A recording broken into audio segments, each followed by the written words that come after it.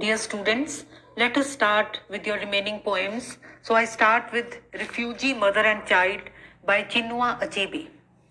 So first of all, Chinua Achebe, a Nigerian writer, and he was born in 1930 and he died in 2013. So I'll be also attaching a snapshot of this writer.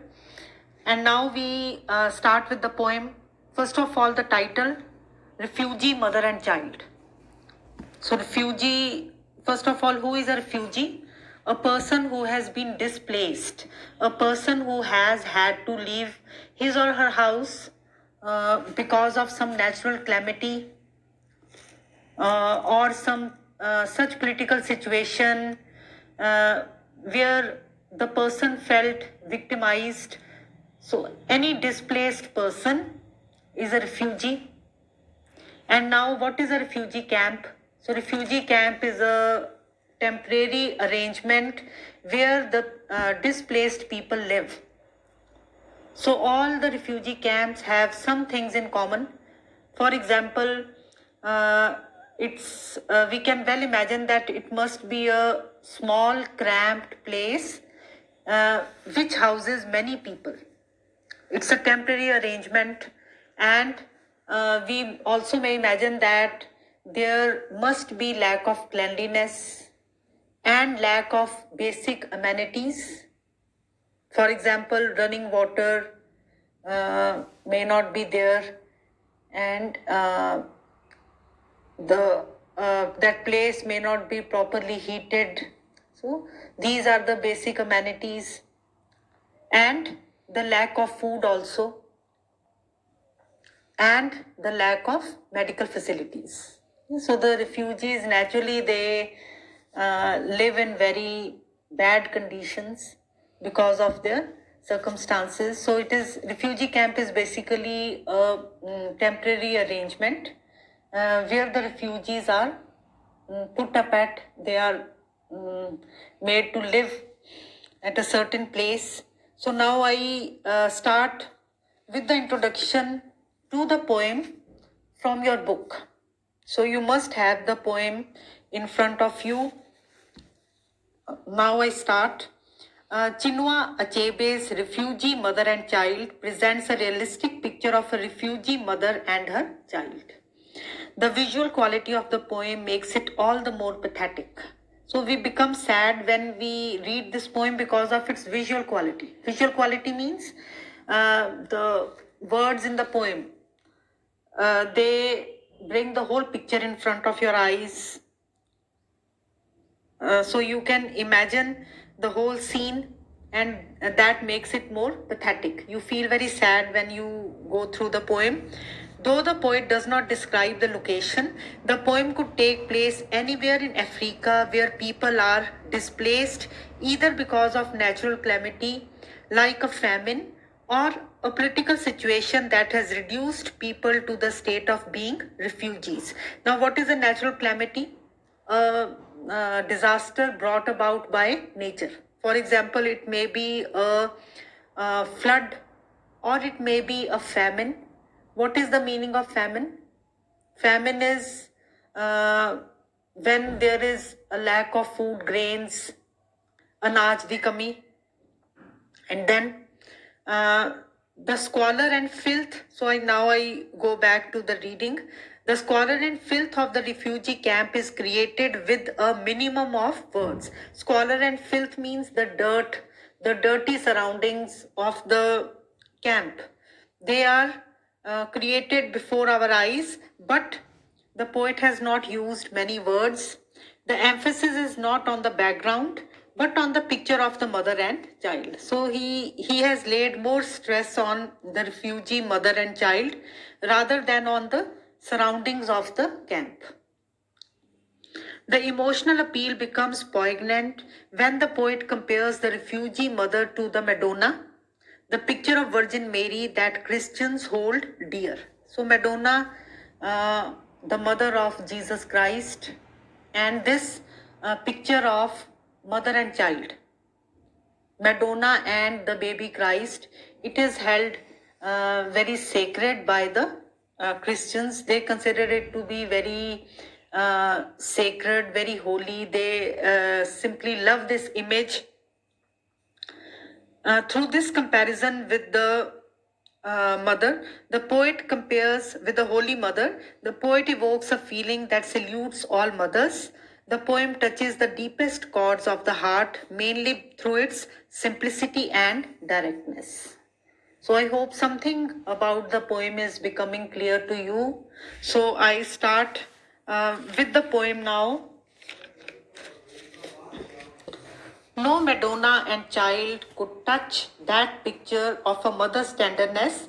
For a son, she soon would have to forget. So he compares this refugee mother and the child to Madonna, the mother of Jesus, and the baby Christ. So he thinks that this mother can be compared to the mother of Jesus, because the mother has the same feelings of tenderness and love for her child. But there is a difference, because this is a child whom the mother would soon have to forget. It means, so in the very first lines, he tells us that the child is going to be dead very soon. So there may be a number of reasons. Maybe the child is very sick, and there is naturally the lack of food, lack of proper nutrition. So it is so the death of the child is quite imminent. He is going to die. So now I proceed. The air was heavy with odors. So odors are the bad smells. As we discussed earlier also, there is a lack of cleanliness in every refugee camp almost, because many people are there and it is a temporary arrangement. So the air was heavy with odors. So there were many bad smells floating around in the camp. The air was heavy with odors of diarrhea of unwashed children. So the children remain unwashed because maybe there is a lack of water. So we cannot imagine the camp having been supplied with running water. So it is basically cleanliness is not there, and moreover the children are suffering from diarrhea. So diarrhea means loose motions and vomitings. So the children are sick over there, and the place smells very bad. The air was heavy with odors of diarrhea of unwashed children, with washed out ribs and dried up bottoms, struggling in labored steps behind blown empty bellies. So a very pathetic picture of the children is being painted here. So the children have washed out ribs. So there is barely any flesh on the ribs of the children. So ribs means pasliyan. So there is hardly any flesh mass over the ribs of the children, and dried up bottoms, and even hips are dried up. So the children are very thin. You must have seen those pictures where because of the lack of nutrition, the bodies of the children are dried up, struggling in labored steps behind blown empty bellies. So blown empty bellies means their bellies are bloated, yeah, because of the lack of food. So I make an end here, and then I'll continue with the next lecture.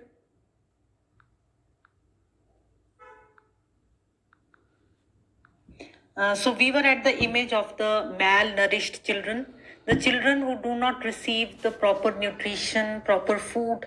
So they have hardly any flesh on the rest of their bodies. But the stomachs are they are bloated, mote pet, with hardly any flesh on the rest of the bodies. So I will try to find a picture of such children. And they are, now I read, with washed out ribs and dried up bottoms, struggling in labored steps behind blown empty bellies. In labored steps means they can hardly walk. They can walk with great difficulty because they are very sick. The children are they are suffering from diarrhea. So now let me continue. Most mothers there had long ceased to care, but not this one. So we are reading about one particular refugee mother and her child. So all the children were in the same situation. Their condition was the same. They were all suffering from diarrhea and they were very much near death. So that is why most mothers over there in the refugee camp, they had stopped caring for their children. Why? Because they knew that the children would die very soon. So they had stopped looking after the children. Most mothers there had long ceased to care. Ceased means stopped. So ceased to care here means they had stopped caring for the children. But not this one. But this particular mother about whom we are reading was different. She held a ghost smile between her teeth and in her eyes, the ghost of a mother's pride as she combed the rust-colored hair left on his skull. So the mother was different. She was combing the sparse hair of the child. Sparse means koi baal hai. Again, because of the lack of proper nutrition, पोषण दी कमी करके. So she was combing the rust colored मैले बाल brownish बाला ਨੂੰ ਕੀ ਕਰ ਰਹੀ ਸੀ. She was combing them, and when she was combing them, because of her love for the child, there was the ghost of a mother's pride. So she had, every mother feels very proud of her child. She thinks that her child is the best looking in the world. Her child is the best. So this is true of all the mothers. So whenever a child is being readied by the mother, whenever the mother is getting the child ready, normally she's smiling because of her pride in the child. But here it's the ghost of a mother's pride, because everything else is finished. So the happiness inside the mother and the pride in her child has also almost come to an end. But still there is some remnants of her pride in the child and her happiness. So when she is combing the hair of the child, there is a very slight smile on her face, and in her eyes there is the slightest of pride, because she is still feeling very proud of the child, because every mother thinks that her child is the best looking. And then singing in her eyes, so she is not singing out loudly, began carefully to part it.